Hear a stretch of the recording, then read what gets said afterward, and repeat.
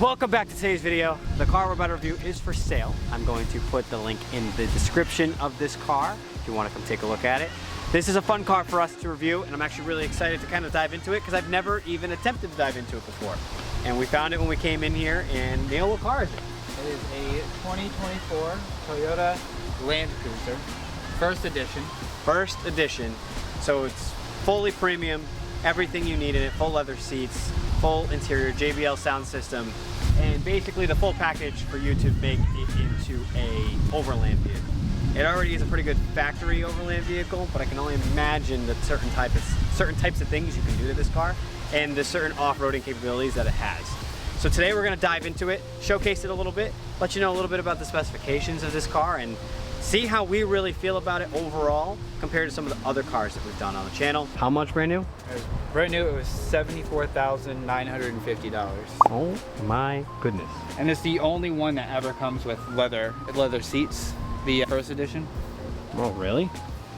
So no other one comes with that? So if you get the 1958 or the regular Land Cruiser, yeah, they only have cloth seats in them, which are okay if the car was worth $30,000. yeah. It basically felt like sitting in a RAV4 with the cloth seats. They were a little bit nicer, but Yeah. still. The rear window as well. Hit the little button here to pop it. I'll show you guys. So if you hit the little button here to pop it, you can then take this little lever right here and pull the window up, and that looks so cool. But I will say you have a decent amount of cargo storage in the back. For an overland vehicle, I think it could be a little bit better, but it's not terrible. I think a lot of people attach campers and stuff to this too, so it really all depends. And you get a trailer hitch on the back as well. There's a trailer hitch. There's a trailer hitch right there, nice. Built in, and it's got the cap to cap it off, so if you don't want to see the trailer hitch at all times, that's great. In your phone with anything. Yep, so you got the charging outlets. This is for your, if you got Christmas lights on. Yep, yep. Setting up your tent. You even got a speaker in the rear on the door as well, which is really nice. They even got USB-Cs all the way back here. Wow. For not being a third row SUV. Can we talk about this gorgeous car color too? Paint color? It's like a beige tan, sand dune tan mix. Sarah Safari Tan. I will say, my favorite part of Land Cruisers is that they changed the logo on the steering wheel from the normal Toyota logo to just say Toyota. Like, I love the steering wheel compared to the other ones. That is really cool. I didn't even notice that. Yeah. That is really cool. All of Land Cruisers have that steering wheel, and I love that steering wheel. Even the roof rails. And I like the dual tone. You got this grayish white tone here. So the backstory on the Toyota Land Cruiser is that it is one of the longest running and one of the most respected off-road vehicles in pretty much automotive history in the world. It originated in 1951 is when it began. They called it the Toyota BJ, which is a really interesting name that eventually then became like certain things like the 20, you know, the 20 and 40 series, and then eventually turned into the Land Cruiser. So the Land Cruiser has a really rich history of overlanding, and I think a lot of people really enjoy the styling of this car. I think they enjoy how well it goes over rocks, and it's not one of those cars like your typical Jeep or your typical Ford Bronco. I know the lifted Broncos were really cool back then, but it is not like one of those typical American-made type of overland vehicles, or even the Land Rovers, right? It's a little bit different. It doesn't have that British or that American touch. It has that Japanese touch, which you don't typically see in that style of vehicles. You don't see overland in a Japanese vehicle all that much, just because of where the cars originate from, or a lot of underground streets, you know, older performance, JDM. As you guys know, I'm sure at this point, we've talked about it a lot. We reviewed a couple of them. Toyotas and Lexus are the most notable, reliable cars in the world. And what was great about an older V8 Land Cruiser was that they would go hundreds of thousands of miles without really having any major issues. And what was so cool about that is that you can comfortably drive this car. Maybe not this one specifically, we're gonna dive into this one specifically, but in general, I'm giving the overall history, and you would see those cars hit 3 to 4 to 5, sometimes, some cases even 600 to 1 million miles without needing to replace it. And that was really cool. Of course, you're going to do your routine maintenance. Of course, if you overland it a lot, excessively, there are going to be things that go on it. Shocks, struts, any kind of different things in the motor that you may need to update. But Toyota and Lexus have done a really good thing where they've made not only the most reliable cars, but they've also made cars not that expensive to service. So even an older V8 version of this isn't going to break bank when you need to change some certain things. And that is why I think also a lot of people respect it, because when it comes to American cars, they're some of the most unreliable cars in the market, unfortunately. As much as we do love American V8s and we do love some of these really cool overland cars that we have that are made here, they're not always the greatest. Take a look at Jeep Wrangler, for instance. One of the most pieces of garbages. I'm sorry to anybody who owns one. They are not great. They used to look really cool back in the 50s and 70s and 90s. You know, they had really cool generations, but they're just not the type of car I'd want to be bringing over rocks and terrain, and just at this point in life. You know, a lot of people, when this car came out, really didn't like that they went to the four-cylinder hybrid and missed the old V8, because the one thing I'll give Toyota is their V8s were bulletproof, indestructible. Like Cam was saying, they went 300, 500,000 miles with very minimal issues. Yep. You also feel like it has torque, but I don't know, there's just a difference between that electric hybrid torque and just a natural V8 that it feels not as fun. I mean, it's exhilarating, but it's also that noise that with the V8 that you get when it takes off that make the acceleration feel so much more exhilarating, where with a four-cylinder just going blah, and it just doesn't. Yeah, I agree. Not as nice. Give this engine that's crappy is it sounds horrible at max revs. It does sound horrible. You get a lot of people nowadays too, and it surprises you because in a lot of these videos that we've made and a lot of different engines that we've done, a lot of people actually like the newer stuff for some reason. They like that this is more efficient and that this is a, four-cylinder now rather than 8.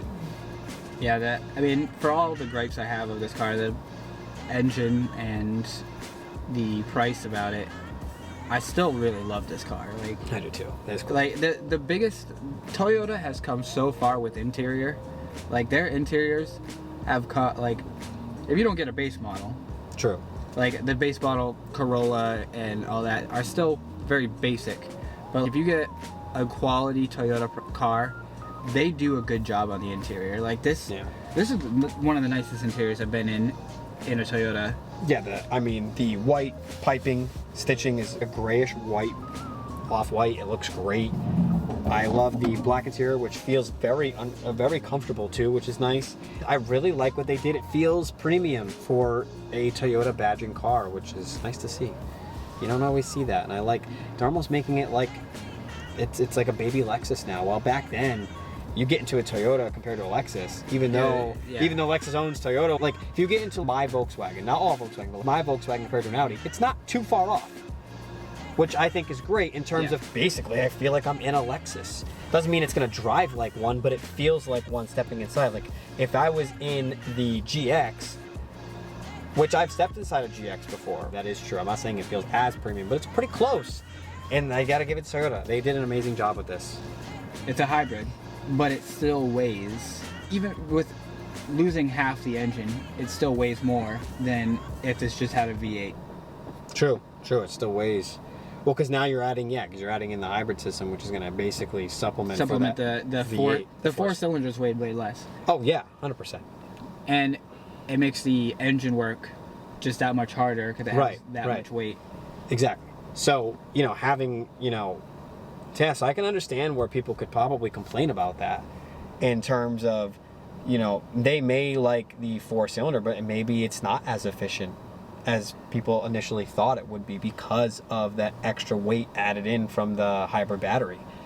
So people getting around 20 miles per gallon or so is not optimal when you're going to remove four cylinders. You're better off almost adding the four cylinders, taking away the hybrid, or doing both, or doing a V8 where hybrid. the engine doesn't have to work quite as hard. Correct. Yeah. For the weight. Exactly. So it is really interesting. Yeah. One day people are gonna be like, "What was a V8?"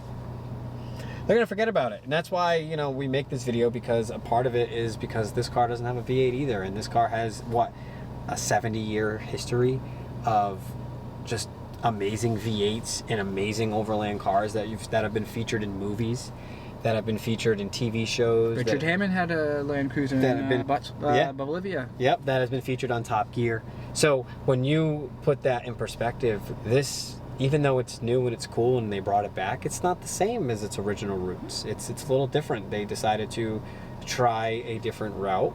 It was kind of like when Toyota brought the Supra back.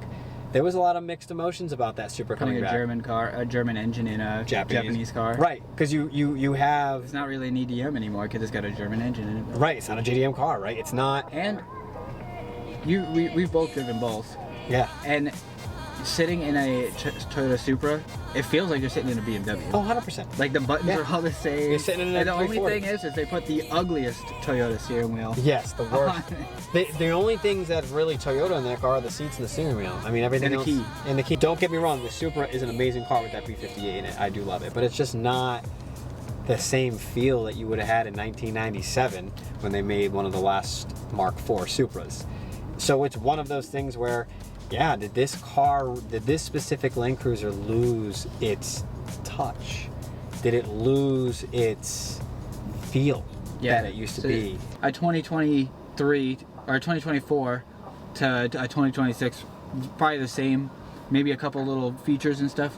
So it's one of those things where it is really cool to see this car alive again and kind of back and see where it does, because it's a global, this car has become a global phenomenon over the years of just the respect that it has and how reliable, how great it's been to drive. Yeah, and how excited people were when Toyota announced that they were making a Land Cruiser again. And I remember that in 2021, it was during COVID time. I remember them talking about it because the Supra was the same way. I remember seeing the concept art for this car and being like, that looks odd, like that looks so nice. Like it looks nice, like especially this color, like this one. I love how they look, and I love how it feels when you're driving in it. Even you don't even have to get the ones with the leather seats. You get one with the cloth seats, it still feels nice in here. Yeah. Like the cloth seats actually are a little bit softer, and probably nicer in the winter time. Probably feel a little bit better, or in the summertime too. They probably don't heat up as bad, and they probably don't cool off. Correct. As bad in the winter time. So. Yeah, and I, to kind of like add to that a little bit as well, is that the exterior design of this car is phenomenal. It looks menacing, fun, distinct, unique. It's not a car you see every day, so I gotta give them credit on that. I love the halo headlights. I think those are amazing. The taillights look vintage, but also new at the same time. It's a good mix.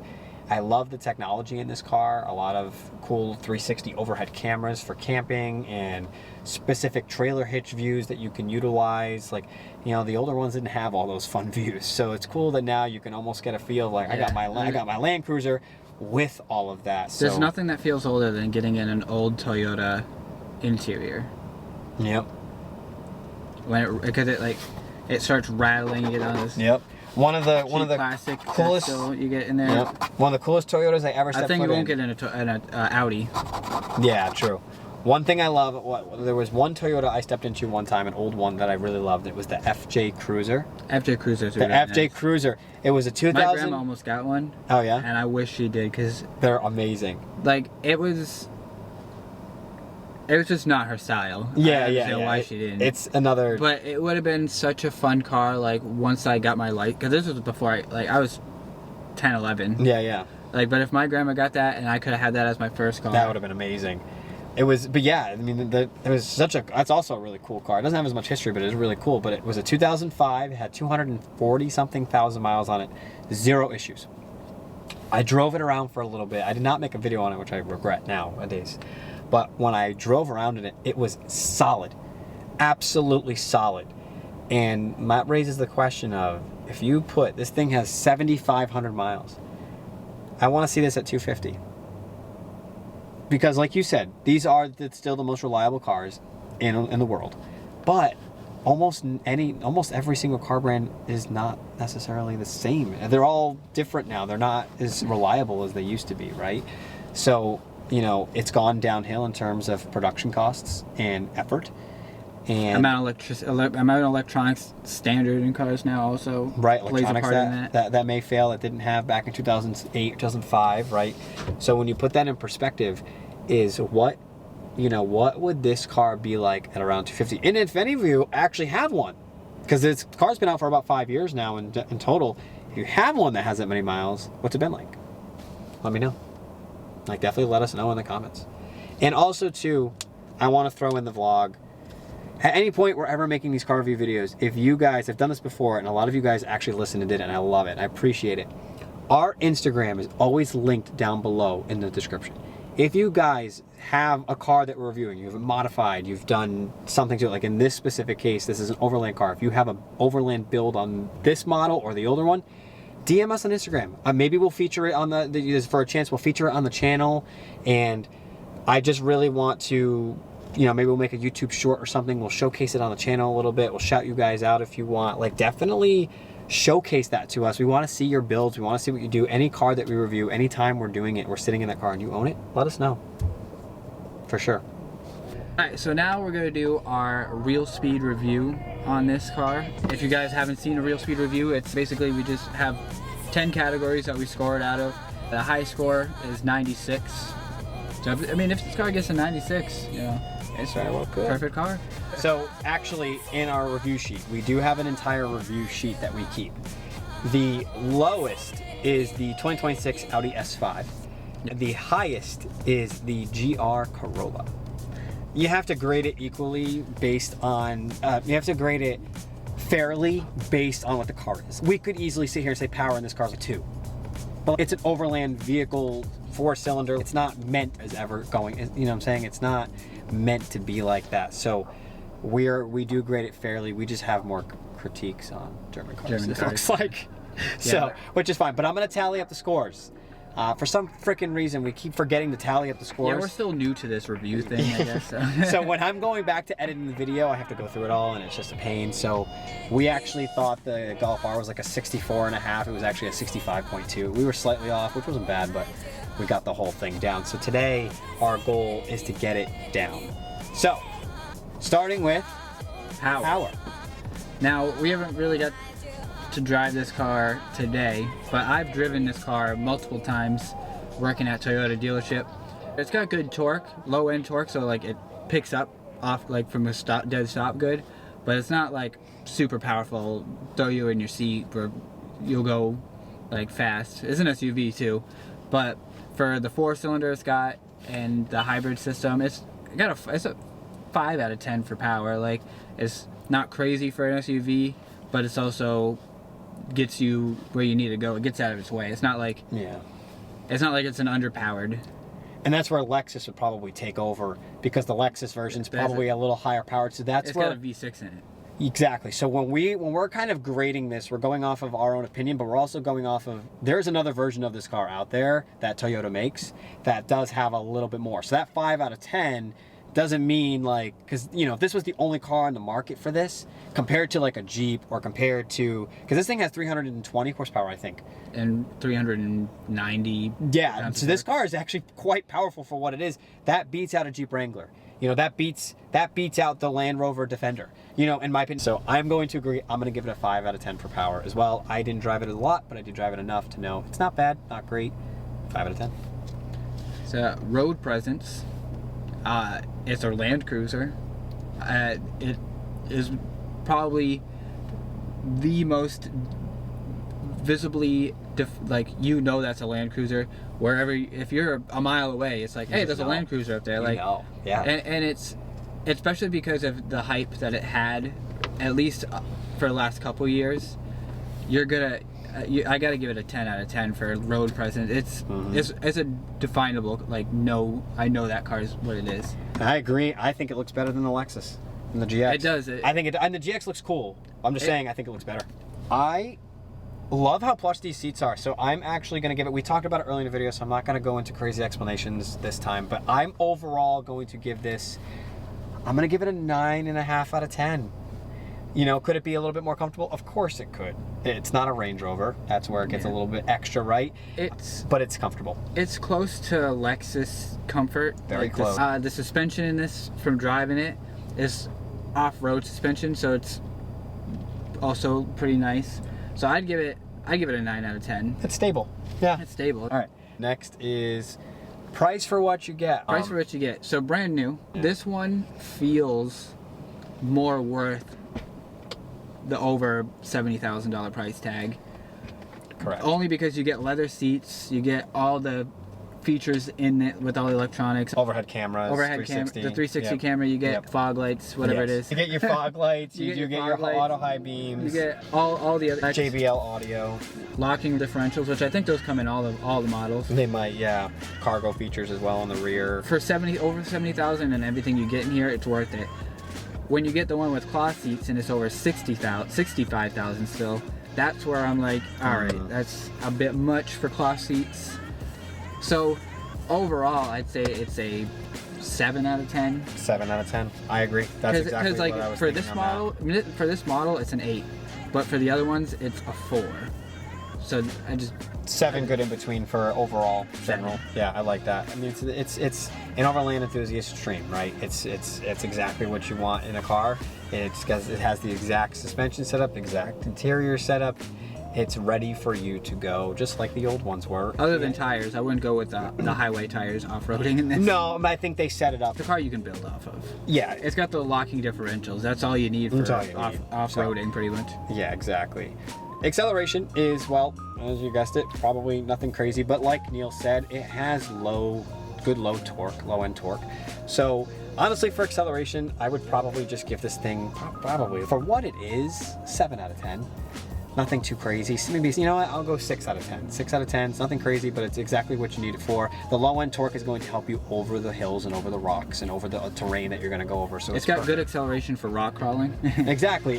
So, but yeah, I'd give it a 6 out of 10. Yeah, but overall, I still think this car can get it done without having to worry too much about it. So, and then Responsiveness. A top-heavy car.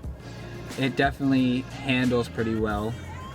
And off-road wise, it definitely handles being a little sideways pretty well. It Yeah. doesn't topple over.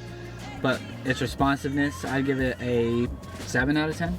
Yeah, I'd do the same thing.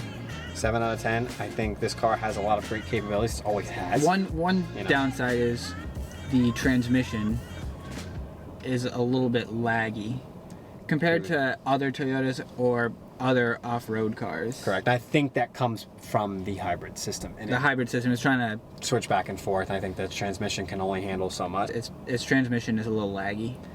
So for size in this class, it actually is near the top of the list because the size in this class is going to go up against the GX, the 4Runner, and it's going to go up against a Bronco and a Wrangler as well.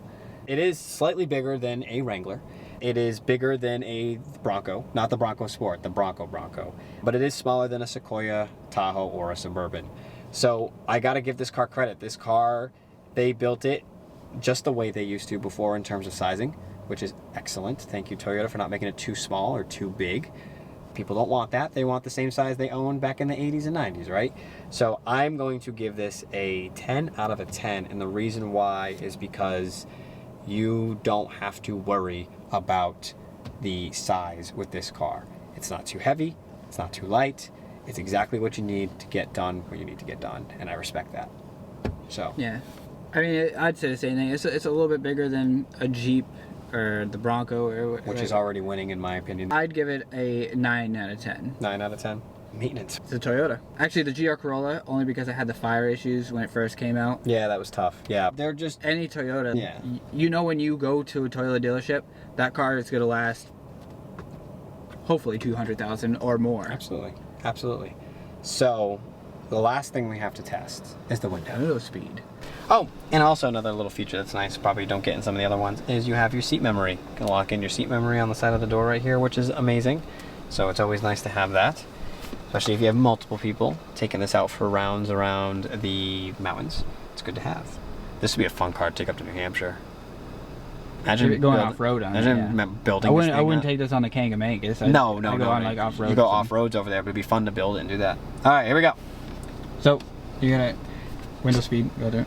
Believe it or not, the leader in window speeds is a Toyota. It's a RAV4. We're basing it off of some of the fastest speeds you've ever seen from a window. This is the funniest thing. We actually had somebody comment on the video, be like, here I am watching two guys do a window speed. Did you see that comment? I didn't see it. Shout out to you for that comment. He said, and here I am thinking I'm watching two guys with checking out the window speed of a car, and then I actually learned something from the Golf R, which I thought was funny. So this is pointless. Yes, this is 100% pointless. This means absolutely nothing. Everything else It we've means talked nothing to the car, but it's just how we, because like every car we reviewed, this has been like the make or break of if it's at the top of the list or the bottom of the list. Yeah, right, in terms of grading. So at the end of the day, it's just something we were developing our plan. This is just fun. It's stupid, it's fun, it's cool. This is an official Real Speed Review window challenge. Challenge. And what helped us really decide that is because BMWs are notable to have some of the slowest. And then when he was at Toyota, and I was at BMW, when he was at Toyota, he was like, well, some of these are super fast. I was texting him, like, dude, this window takes like 5 seconds to go up. He's like, no, this RAV4 took like 2.5. I'm like, what? Under 2.5. So that's how the whole development became, and it's just fun. So watch as we do the not important finale of our Real Speed review. And 3, 2, 1. I timed it off. I think it's like 2.2, but I stopped it at 2 seconds. So I'm gonna try that one more time. One more time. All right, 3, 2, 1. You pulled a me. Pull a Volkswagen on that one. 3, 2, 1. 2.6. One more time. We do best 2 out of 3s here. We don't just do ones because timing is off. We're not the greatest at this. All right, here. 3, 2, 1. See, 2 points. So it's about 2.5. So it didn't beat the RAV4. What was the RAV4? 2.38. That window is fast. That window is fast as hell. Wait, didn't we have an Audi that did like 2.21 though? The Q5, right? Q5. That did like 2.2. That's like 2.26 or something. Yeah, 2.25, 2.26. We're gonna have to review the footage of that, but that might be. But we don't base it off the current fastest. We just base it off 2.38. If it ties 2.38 or beats it, then it is a 10 out of 10. If it doesn't beat it, which in this case it did not, it is a 2.5, and she gets an automatic 0 for the final score. All right, try this one more time, passenger side, just to see. All right, He ready? doesn't want to believe it. Here we go. 3, 2, 1. No. No, it's too early. It's that where it slows down. Yeah. That's what I messed up on the first time. Every car that slows down, you're gonna fail our test. Seriously. Going up, watch it'll be like 2 seconds. Oh yeah, probably 2 seconds up, but 2.5 down. It's because when it hits that one little piece there, when the motor slows down, it ruins the time. Oh, I did that. Ah! Oh my goodness. Stop! I can't. I don't know how to work it. Let's see. See, 2.56. Yeah. So the real time is about 2.5. Real deal time. If you stop it right as the window's about to finish, it's like 2.2. But I gotta give it. I can't give it that much credit. The final score, ladies and gentlemen, is 70.25, which is around middle of the pack for all of our cars. So that's pretty good. I gotta give it credit. Oh, I was gonna say, did you have it up? I did have it up actually. I had it right here. I gotta find it. There it is. So here's the official grading list of all the cars we've done so far on the Real Speed review. We've reviewed a lot of other cars, but this is our new and improved way of doing it. The BMW M4 got a 74.5, and then a 70.5 for the Q5. GR Corolla got the best at 78, S5 at 64, and the Golf R at 65. So now we'll add in the Land Cruiser at a 70.25, which is not bad, all things considered. It's right in between the Q5 and the BMW. Right, so it's a pretty good review. I think that was still pretty... Of Real Speed cars reviewed. Yeah, Real Speed reviews. If someone who was a BMW fan would not give this car a 70, no, they'd be like, what the heck is that thing? As you've seen some of the people here. Yeah, all the people who sell BMWs are like, why would you pick that car? It's something different. It's an interesting car, and you know, we like to expand our horizons. We don't want to just do German cars. We want to do some Japanese cars, SUVs, American muscle cars. We saw a Mustang earlier today. I was like, I want to review one today. And that is something we'll look at. But I did want to let you guys know this car is for sale at BMW Norwood, so if you want to come check them out, Ask for Natasha Diaz. ask for Natasha Diaz or Alex Chu. Alex Chu's a great guy to go to for off-brand vehicles, non-BMW vehicles. He will help you out. He's excellent. He knows a lot about these types of cars. So please come down to this dealership. This dealership is special to me because I used to work at this dealership. So if you guys are around the area and you want to check out some cars here, everybody here knows Real Speed and everybody here knows me. They know Neil, they know the gang. Nick actually purchased a BMW from this dealership. So this dealership is not only a dealership that we go to review cars at, it's a special dealership to us because it's basically, we're part of the family. So if you come down and take a look at this car, which I believe you should, we hype this thing up a lot. Definitely ask for Natasha, ask for Alex Chu. They are amazing people and they will help you out. I will put the links to this in the description as well, so you guys can check this out, check out the website, and see how you feel about it. But this thing is amazing, and we had a lot of fun today, didn't we, Neil? A lot more fun than I thought we were gonna have. Yeah. Doing a car we couldn't take out on the road, but Yeah. So, and also not like any other car we've driven. different. We spotted it and we got into the lot and we said, let's just go for it. It's fun, it's unique, it's different.